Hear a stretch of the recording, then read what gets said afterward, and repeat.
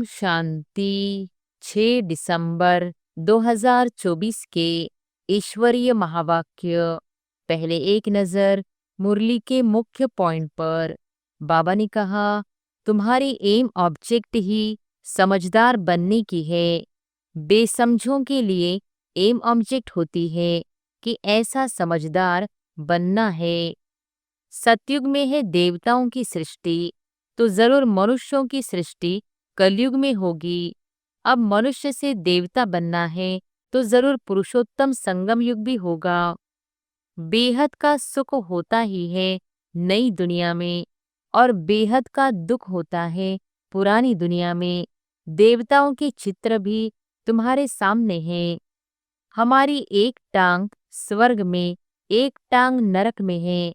रहते तो यहाँ है, परंतु बुद्धि नई दुनिया में है, और जो नई दुनिया में ले जाते हैं उनको याद करना है। और फिर बाबा ने कहा, तुम अपने को अशरीरी आत्मा समझो। आत्मा को ही अपने बाप को याद करना है पावन बनने लिए। बेहद का और कल का ड्रामा है। कल तुमको समझाया था, तुमने राजाई ली, फिर राजाई गवाई। आज फिर समझ रहे हो, राजाई पाने लिए। आज भारत पुराना नरक है, कल नया स्वर्ग होगा। यह लक्ष्मी नारायण श्रेष्ठ है तो श्रेष्ठ स्वर्ग में रहते हैं, जो भ्रष्ट है वो नरक में रहते हैं। अभी तो डेविल वर्ल्ड है। डेविल वर्ल्ड की एंड डीटी वर्ल्ड की आदि का अब है संगम। रावण ने हमारी बुद्धि क्या बना दी है। कल तुम ड्रामा को नहीं जानते थे। बुद्धि को एकदम गॉडरेज का ताला लगा हुआ था। और फिर लास्ट में बाबा ने कहा, बाप आकर ताला खोलते हैं। सतयुग में है ही पारस बुद्धि। बाप आकर सबका कल्याण करते हैं। ज्ञान और योग में जो मस्त है वह बड़े हैं। कई छोटे छोटे बच्चे भी ज्ञान योग में तीखे हैं तो बड़ों को पढ़ाते हैं। बाप द्वारा ताकत भरते हो। तुम अपनी बैटरी चार्ज कर रहे हो। इसमें माया भी बहुत विघ्न डालती है, बैटरी चार्ज करने नहीं देती। तुम चैतन्य बैटरियां हो। सुनते तो सभी हैं, परंतु कोई का उस समय ही कानों से निकल जाता है। सुनते ही नहीं, कोई तो पढ़ते ही नहीं, उनको पता ही नहीं भगवान पढ़ाने आए हैं। और अब सुनते हैं महावाक्यों को विस्तार से। मुरली का सार। मीठे बच्चे, तुम अभी पुरुषोत्तम संगम युग पर हो। तुम्हें यहाँ रहते नई दुनिया को याद करना है और आत्मा को पावन बनाना है। प्रश्न है, बाप ने तुम्हें ऐसी कौन सी समझ दी है जिससे बुद्धि का ताला खुल गया है? उत्तर है, बाप ने इस बेहद अनादि ड्रामा की ऐसी समझ दी है जिससे बुद्धि पर जो गॉडरेज का ताला लगा था वह खुल गया। पत्थर बुद्धि से पारस बुद्धि बन गए। बाप ने समझ दी है कि इस ड्रामा में हर एक एक्टर का अपना अपना अनादि पार्ट है। जिसने कल्प पहले जितना पढ़ा है वह अभी भी पढ़ेंगे। पुरुषार्थ कर अपना वर्षा लेंगे। ओम शांति। रूहानी बच्चों प्रति रूहानी बाप बैठ सिखलाते हैं। जब से बाप बना है तब से ही टीचर भी है, तब से ही फिर सद्गुरु के रूप में शिक्षा दे रहे हैं। यहाँ तो बच्चे समझते ही हैं, जबकि वह बाप टीचर गुरु है तो छोटा बच्चा तो नहीं है ना। ऊंच ते ऊंच, बड़े ते बड़ा है। बाप जानते हैं यह सब मेरे बच्चे हैं। ड्रामा प्लान अनुसार पुकारा भी है कि आ करके हमको पावन दुनिया में ले चलो, परंतु समझते कुछ नहीं है। अभी तुम समझते हो। पावन दुनिया सतयुग को, पतित दुनिया कलयुग को कहा जाता है। कहते भी है, आ करके हमको रावण की जेल से लिबरेट कर, दुखों से छुड़ाकर अपने शांति धाम सुखधाम में ले चलो। नाम दोनों अच्छे हैं, मुक्ति, जीवन मुक्ति व शांति धाम, सुख धाम। सिवाय तुम बच्चों के और कोई की बुद्धि में नहीं है कि शांति धाम कहाँ और सुख धाम कहाँ होता है। बिल्कुल ही बेसमझ है। तुम्हारी एम ऑब्जेक्ट ही समझदार बनने की है। बेसमझों के लिए एम ऑब्जेक्ट होती है कि ऐसा समझदार बनना है, सभी को सिखलाना है। यह है एम ऑब्जेक्ट, मनुष्य से देवता बनना। यह है ही मनुष्यों की सृष्टि, वह है देवताओं की सृष्टि। सतयुग में है देवताओं की सृष्टि, तो जरूर मनुष्यों की सृष्टि कलयुग में होगी। अब मनुष्य से देवता बनना है तो जरूर पुरुषोत्तम संगम युग भी होगा। वह है देवताएं, यह है मनुष्य। देवताएं हैं समझदार, बाप ने ही ऐसा समझदार बनाया है। बाप जो विश्व का मालिक है, भला मालिक बनता नहीं है परंतु गाया तो जाता है ना। बेहद का बाप बेहद का सुख देने वाला है। बेहद का सुख होता ही है नई दुनिया में, और बेहद का दुख होता है पुरानी दुनिया में। देवताओं के चित्र भी तुम्हारे सामने हैं, उन्हों का गायन भी है। आजकल तो 5 भूतों को भी पूछते रहते हैं। अभी बाप तुमको समझाते हैं, तुम हो पुरुषोत्तम संगम युग पर। तुम्हारे में भी नंबरवार पुरुषार्थ अनुसार जानते हैं। हमारी एक टांग स्वर्ग में, एक टांग नरक में है। रहते तो यहाँ है परंतु बुद्धि नई दुनिया में है, और जो नई दुनिया में ले जाते हैं उनको याद करना है। बाप की याद से ही तुम पवित्र बनते हो। यह शिव बाबा बैठ समझाते हैं। शिव जयंती मनाते तो जरूर है, परंतु शिव बाबा कब आया, क्या आकर किया, यह कुछ भी पता नहीं है। शिवरात्रि मनाते हैं और श्री कृष्ण की जयंती मनाते हैं। वही अक्षर जो श्री कृष्ण के लिए कहते, वह शिव बाबा के लिए तो नहीं कहेंगे, इसलिए उनकी फिर शिवरात्रि कहते हैं। अर्थ कुछ नहीं समझते। तुम बच्चों को तो अर्थ समझाया जाता है। अथाह दुख है कलयुग के अंत में, फिर अथाह सुख होते हैं सतयुग में। यह तुम बच्चों को अभी ज्ञान मिला है। तुम आदि मध्य अंत को जानते हो। जिन्होंने कल्प पहले पढ़ा है वही अब पढ़ेंगे। जिसने जो पुरुषार्थ किया होगा वही करने लगेंगे और ऐसा ही पद भी पाएंगे।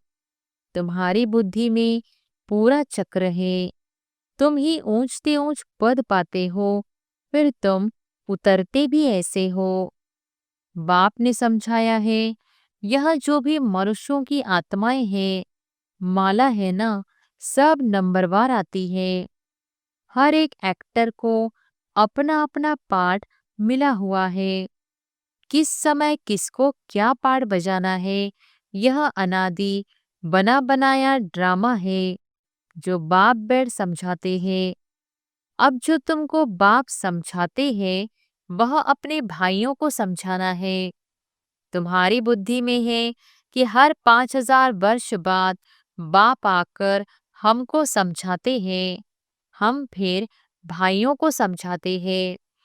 भाई भाई आत्मा के संबंध में है। बाप कहते हैं, इस समय तुम अपने को अशरीरी आत्मा समझो। आत्मा को ही अपने बाप को याद करना है पावन बनने लिए। आत्मा पवित्र बनती है तो फिर शरीर भी पवित्र मिलता है। आत्मा अपवित्र तो जेवर भी अपवित्र। नंबरवार तो होते ही है। फीचर्स एक्टिविटी एक न मिले दूसरे से, नंबरवार सब अपना अपना पार्ट बजाते हैं, फर्क नहीं पड़ सकता। नाटक में वही सीन देखेंगे जो कल देखी होगी, वही रिपीट होगी ना। यह फिर बेहद का और कल का ड्रामा है। कल तुमको समझाया था, तुमने राजाई ली, फिर राजाई गंवाई। आज फिर समझ रहे हो, राजाई पाने लिए। आज भारत पुराना नरक है, कल नया स्वर्ग होगा।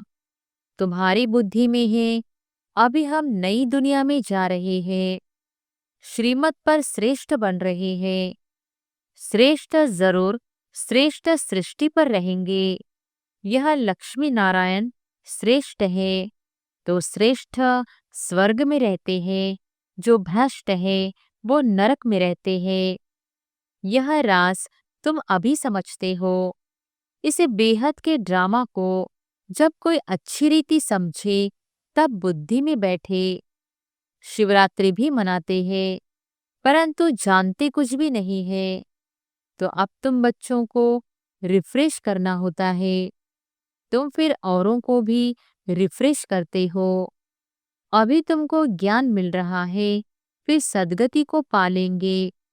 बाप कहते हैं, मैं स्वर्ग में नहीं आता हूँ, मेरा पाठ ही है पतित दुनिया को बदल पावन दुनिया बनाना।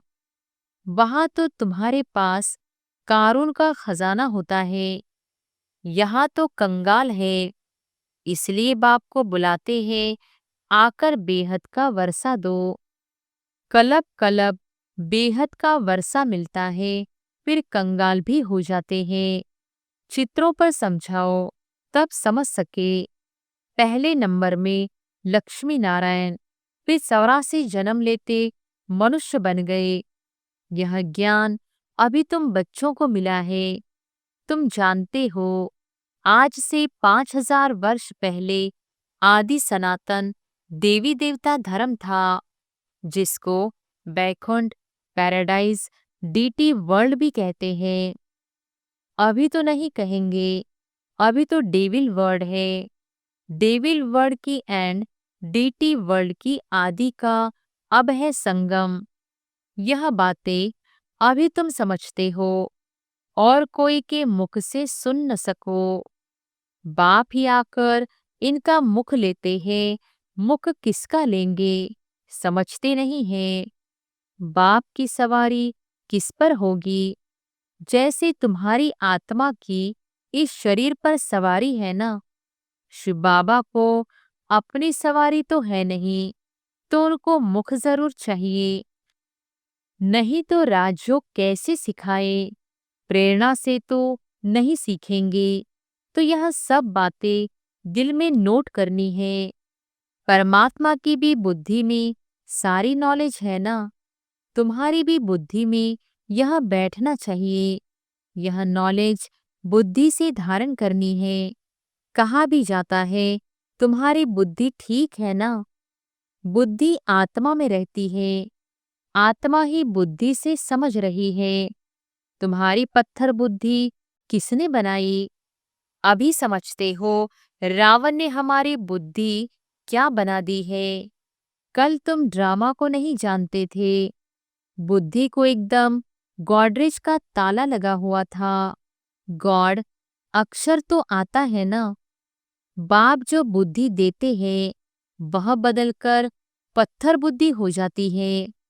फिर बाप आकर ताला खोलते हैं। सतयुग में है ही पारस बुद्धि। बाप आकर सबका कल्याण करते हैं।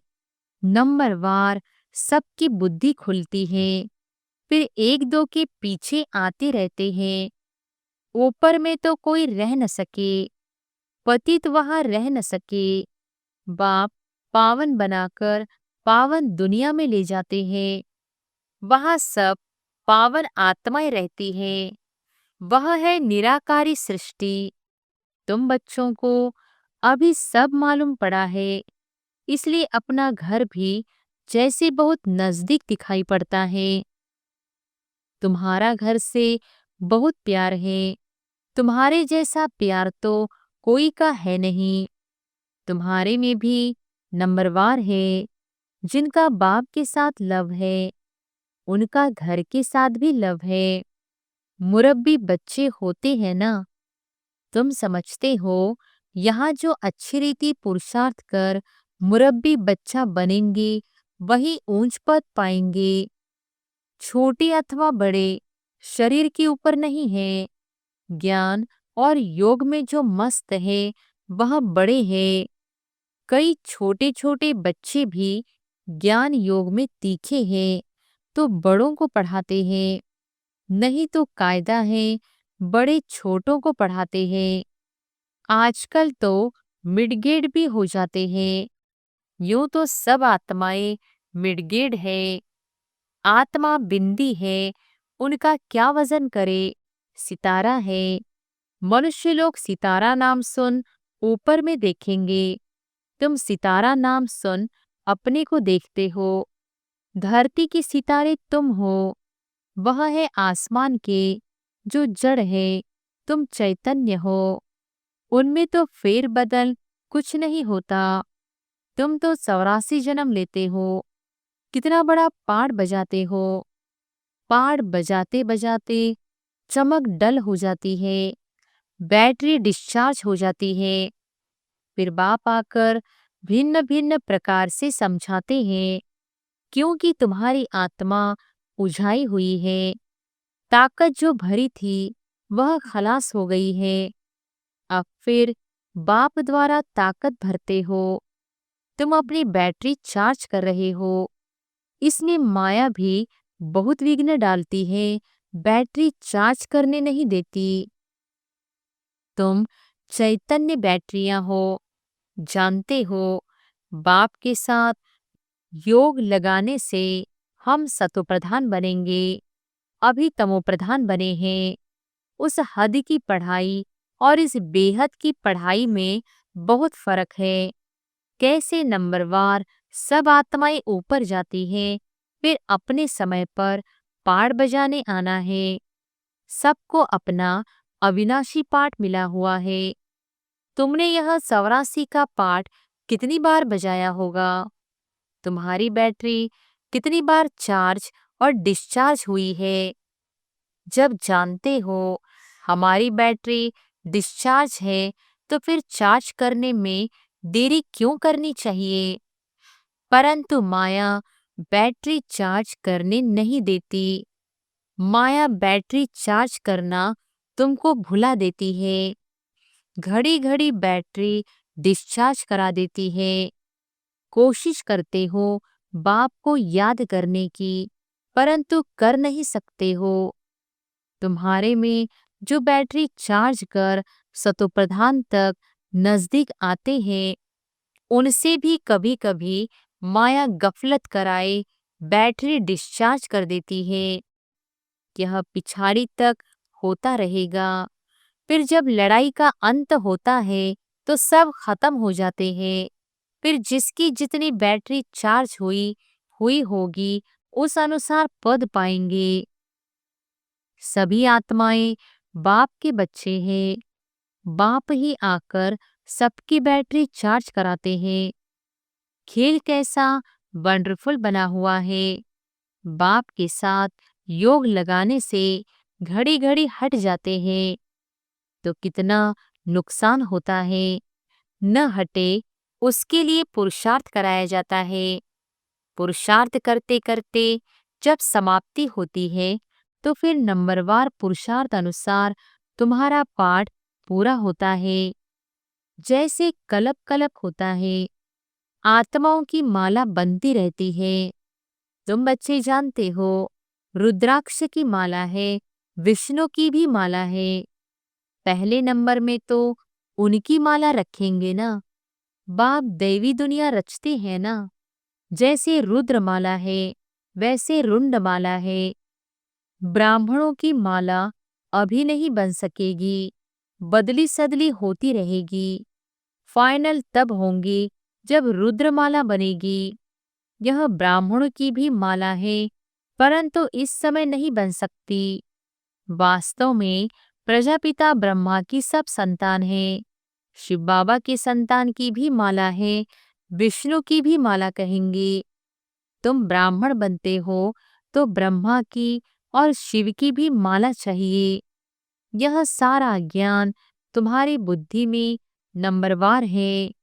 सुनते तो सभी है, परंतु कोई का उस समय ही कानों से निकल जाता है। सुनते ही नहीं, कोई तो पढ़ते ही नहीं, उनको पता ही नहीं भगवान पढ़ाने आए हैं। पढ़ते ही नहीं है। यह पढ़ाई तो कितना खुशी से पढ़नी चाहिए। अच्छा, मीठे मीठे सिकिलधे बच्चों प्रति माता पिता बाप दादा का याद प्यार और गुड मॉर्निंग। रूहानी बाप की रूहानी बच्चों को नमस्ते। धारणा के लिए मुख्य सार। पहली पॉइंट, याद की यात्रा से आत्मा रूपी बैटरी को चार्ज कर सतोप्रधान तक पहुंचना है। ऐसी कोई गफलत नहीं करनी है जो बैटरी डिस्चार्ज हो जाए। दूसरी पॉइंट, मुरब्बी बच्चा बनने के लिए बाप के साथ साथ घर से भी लव रखना है। ज्ञान और योग में मस्त बनना है। बाप जो समझाते हैं वह अपने भाइयों को भी समझाना है। वरदान है, एक बाप को अपना संसार बनाकर सदा एक के आकर्षण में रहने वाले कर्म बंधन मुक्त भव। एक बाप को अपना संसार बनाकर सदा एक के आकर्षण में रहने वाले कर्म बंधन मुक्त भव। सदा इसी अनुभव में रहो कि एक बाप दूसरा न कोई, बस एक बाबा ही संसार है और कोई आकर्षण नहीं, कोई कर्म बंधन नहीं। अपने किसी कमजोर संस्कार का भी बंधन न हो। जो किसी पर मेरेपन का अधिकार रखते हैं उन्हें क्रोध या अभिमान आता है, यह भी कर्म बंधन है। लेकिन जब बाबा ही मेरा संसार है, यह स्मृति रहती है, तो सब मेरा मेरा एक मेरे बाबा में समा जाता है और कर्म बंधनों से सहज ही मुक्त हो जाते हैं।